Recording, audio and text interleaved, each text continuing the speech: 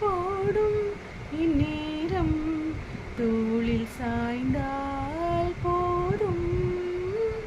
சாரல் பாடும் சங்கீதம் கால்கள் தாளம்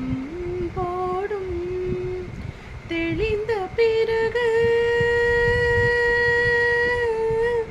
திரைகள் எதற்கு நனைந்த பிறகு நாணம் எதற்கு மார்பில் சாயும் போது தென்றல் வந்து என்னை தொடும் ஆஹா சத்தம் இன்றி